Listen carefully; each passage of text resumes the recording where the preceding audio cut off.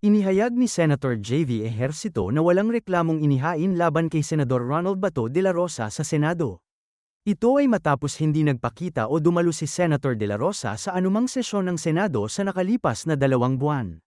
Sinabi ni Senator Ejercito na nasa liderato ng Senado ang desisyon kung papayagan siyang pisikal na dumalo o hindi.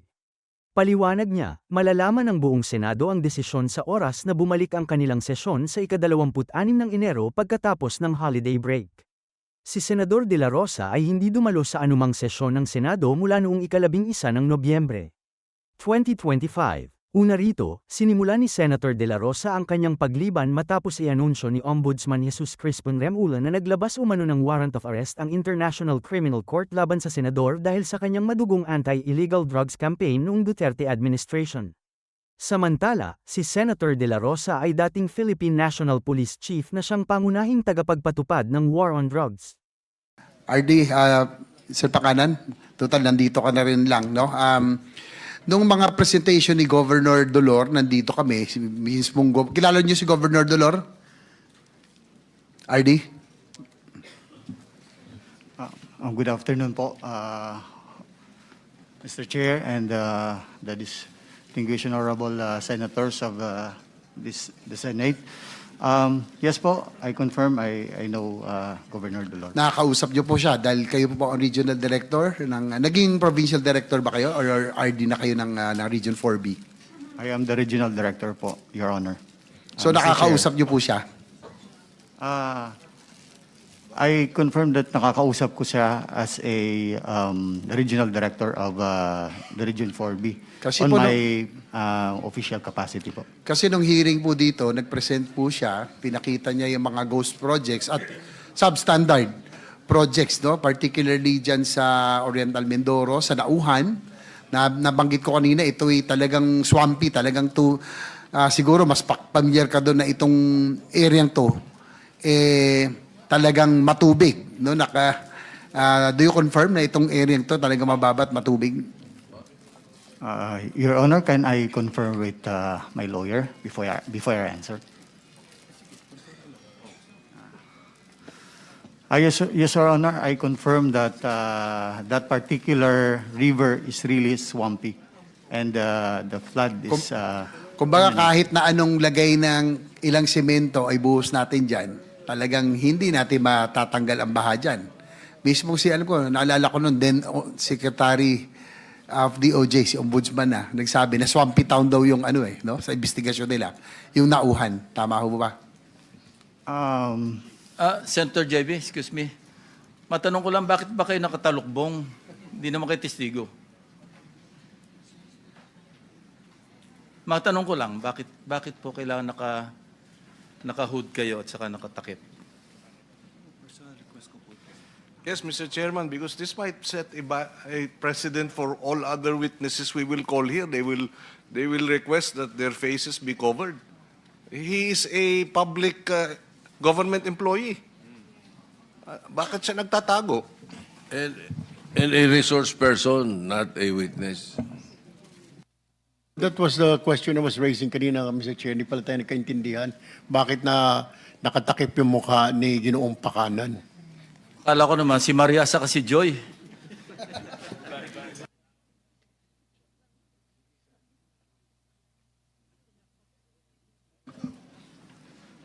Your Honor, it's my request po as the good chair stated a while ago for my protection po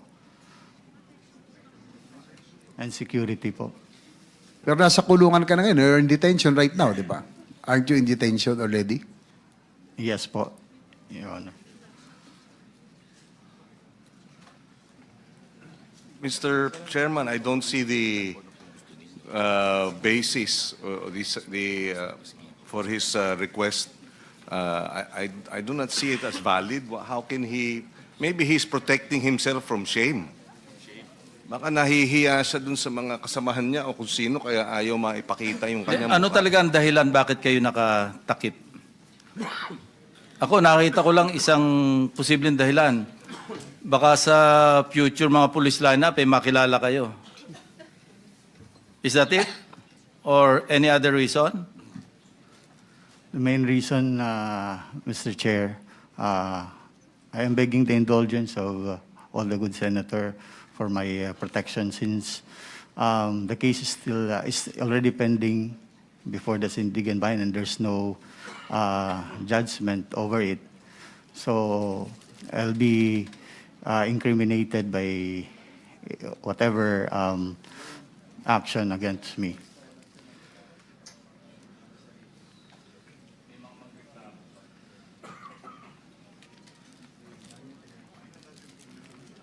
So, natatakot ka na baka ito, public hearing, meron makakilala sa'yo at magreklamo pa laban sa'yo dahil nakilala ka? Ganun ba yun? No, Your Honor. In fact, Your Honor, andito po ako to honor your Yeah, subpoena. I know that. Opo. Ang tanong namin, hindi yung presence mo, bakit ka tama si Senator Pangilinan, ano? It could set a bad precedent. Baka lahat ng witnesses namin, resource person, nakatalukbong. At hindi namin papayagan, unfair yun.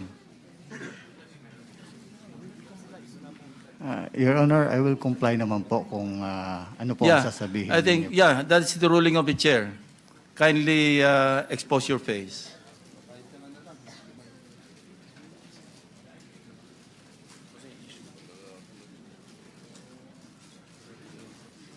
Please continue, Senator JV. Thank you, Mr. Chair. Gaya na kanina sabi ko, RD, no? RD Pakanan.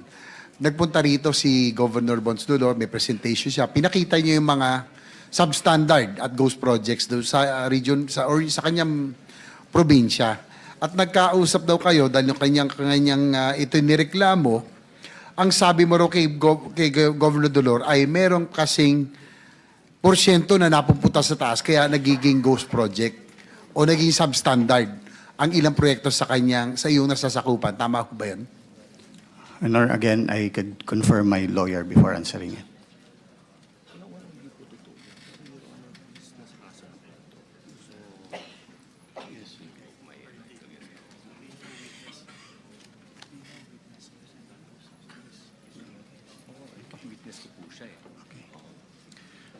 Your Honor, with the guidance of my lawyers, first, hindi po totoo yun. Secondly, Governor Dolor is also a witness against me. So there's a pending case already filed against me. So it will be incriminating on my part. So I respectfully, Your Honor. So yung sinasabi mo, yung indulgence. sinasabi ni Governor Dolor ay hindi totoo. Sinabi mo na una na hindi totoo yung sinabi niya. Your Honor, again, I am invoking my constitutional right, respectfully invoking my constitutional right. So yung sinabi niya na sinabi mo raw na may 25% na napupunta sa taas, 5% para sa parking fee at 12% na iba pang nadadaanan para sa proyekto. So ibig sabihin 42% na ang napupunta sa kickback sa yung region, 48% na lang naititira sa project mismo. So yan yung kanyang computation na nanggaling daw sa'yo. Sagutin, siguro pwede mo sagutin ito. Nasa sa'yo yan. Pero yan ang kanyang nilahad na nangyayari kaya nagkakaroon ng ghost at mga substandard projects doon po sa Oriental Mindoro.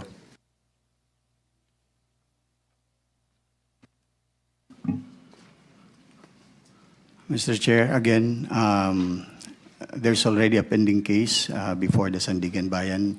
I am respectfully invoking my right against self-incrimination. Okay.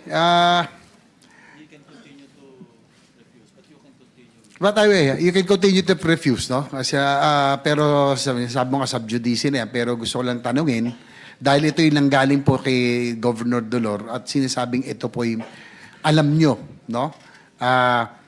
Lahat ba ng proyekto sa inyong rehiyon ay ganyan ang hatian? 25% sa proponent, 5% parking fee at 12% para sa iba pang opisyal ng DP. Again, Your Honor, I respectfully invoke my right. Well, sa akin lang, Mr. Chair, this is a legislative inquiry. No? I just don't know kung talagang sub judice po ito, pero we want to find out the modus. In the same manner that nung una pong sumalang ang district, First District of Engineering District ng Bulacan, inalam natin yung modus at yung proseso para malaman natin na hindi na ito maulit. Pero, sige po, hanggat ngayon, parang nabaliwalay yung pagpunta rito dahil ayaw nyo sumagot. Pero just the same, para lang alam ng publiko na ito ay nanggaling sa gobernador mismo ng Oriental Mindoro at sinabi na ito po ang modus na nangyari. Kaya nagkaroon ng maraming substandard projects doon po sa kanyang lugar. Mr. Chair, Congressman Toby Tiangco testified before the Senate Blue Ribbon Committee on September 8 that Congressman Saldico was the proponent of about 3.5 billion worth of GN-funded flood projects in 2025 for Oriental Mindoro. Lumabas na naman sa balita na halos SunWest at Hi-Tone ni Saldico ang kontraktor ng mga proyekto sa probinsya ng Oriental Mindoro. Sa mga nalalaman natin na mga modo sa Bulacan Engineering District, gusto ko lang tanungin kung may direct po ba kayong linya, RD Gerard Pacanan, kay Congressman Saldico para maipasok ang mga project sa region nyo. Dahil kayong RD, nasabi nyo na rin kanina, na bilang inyong, dahil kayo po ay on official capacity, nakakausap nyo yung mga kailangan makausap dyan. So nakakausap nyo ba't meron ba kayong direct ng linya kay Congressman Saldico? Your Honor, again, Saldico is also an accused and there's a pending case. So I respectfully invoke my right against self-incrimination. Pero po yung SunWest Corporation at yung pong Hi-Tone Construction Corporation, ito po ang majority na nakakuha ng proyekto sa inyong region. No, ilang bilyon po ang kanilang nakuha mga proyekto na na-identified na kung di substandard ay ghost. So, pamilyar ka ba sa Hi-Tone Corporation, Construction Corporation at SunWest Corporation? Again, Your Honor, those construction firm are also subject of the case. And again, I respectfully invoke my right against self-incrimination. Anyway, Mr. Chair, kaya ako po tinatanong to, no? Dahil gusto natin malaman kung ganito ba yung pare-parehong nangyayaring scheme. Ganito yung nangyari sa First Engineering District sa Bulacan. Ayaw lang sumagot ni RD Pacanan, pero kung ganito rin sa Mindoro. At siguro, just for the record, Mr. Chair, may ilang distrito na biglang lumobo from the NEP. For example, Occidental Mindoro, yung pong NEP nila ng 2025, 2.533 billion. Yung GAA, naging 20.99 billion. So, almost 17.5 billion ang inangat. Yung Oriental Mindoro, from 1.5 billion NEP 2025, yung GAA po, naging 20.795 billion. So, halos from 1.5 billion to 20.7 billion. Ito pong nasasakupan. Meron pa, Southern Mindoro, from 1.4 billion, naging 8.999 billion. So, RD Pacanan, ito po yung mga district engineering office na nasasakupan mo, Occidental Mindoro, Oriental Mindoro, and Southern Mindoro. Tama ho ba? Yes, Mr. Chair. Do you confirm na ganito kalaki ang nilobon from National Expenditure Program na tagto 2.5 billion, 1.5 billion, naging more than 20 billion yung bawat distrito? Alam niyo ba ito? I cannot categorically confirm because I don't have the exact figure, Your Honor. I mean, Mr. Chair. So saan nangyari? Paano nyo hindi, pero alam nyo, ito yung inyong distrito, pwede nyo bang i-recall yan sa susunod? Subukan nyo po na, kung alam nyo po na ganun ang nilobo ng inyo pong mga distritong hawak, na ganun kalaki. Bakit ho ganun kalaki? Alam nyo, hindi ba kayo nagtataka na napakalaki? Buti kung, Mr. Che, kung nadagdagan lang ng halimbawa, 1.5 billion, nadagdagan ng ilang daang milyon, pero ito, from 1.5 billion to 20 billion. From 2 billion, 2.5 billion to 20.999 billion. Hindi ba kayo nagtaka? Bakit ganun? Mr. Chair, first po, kami DPWH po is just an implementing agency po. So, whatever funds po na nasa GAA, we will implement it po. Sige po. Ano Mr. yung... Chairman, Yes, bago our mo iwa- President. bago mo Yeah, iwanan. Senate President, recognize. Yes, bago mo iwanan yun. So sa NEP yan, Your Honor, sa NEP yung 1 point something billion. Yes, Mr. Senate President, yung Occidental Mindoro, 2.53 billion. Oriental Mindoro is 1.508 billion. Southern Mindoro is 1.472 billion. Sa NEP yan. Sa NEP po. Apo. Okay, pagdating sa GAA, Yung Occidental 20 billion Mindoro, na. naging 20 billion na ho. Dalawang 20 billion at isang 8.9 billion. saan, anong year yan? 2025. Oh, ito nga, ito last year's budget. Ang tanong, saan nangyari yan? Sa GAB ng House, sa GAB ng Senate, o sa BICAM? Would the DPH be able to answer that? You were Secretary of DPWH then, former Secretary Bonoan. So yung NEP, alam mo yung NEP, yun yung, ano, saan nangyari na pagdating sa'yo sa GAA, 20 billion na yung mga proyektong yun? Yes, Your Honor. We noted that actually, that after the GAA has been passed, actually, yun ang allocation nila. So yung nga, insertion, ano? Congressional BICAM. insertion. Would you know kung sa BICAM o kung saan nangyari yan? It's small, sa akin lang, Mr. Chair, I think because when we presented the budget sa NEP to House, nakapasa. Pumunta kami sa Senate, NEP pa rin po yung pinasa namin. Yun pa rin. Yung pa rin, nakapasa. But So then sa after the BICAM, ganun na po yung ano. Sa BICAM na dagdag. Ayun. Yun ang what we were trying to prevent from happening in 2026 and in the future. Thank you, Mr. Chairman. Thank you, Mr. Chair. Senator our Senate JV, President. ano lang, makabat in lang, and I'd like to get the opinion of the DOJ. Ano? RD Pacanya, if you think your testimony will be indispensable to convict the more guilty personalities, have you considered applying to be a witness? And I'd like to get the opinion of the DOJ kung too late na ba si Gerard Pacanya to apply kasi nasa korte na yung kanyang kaso.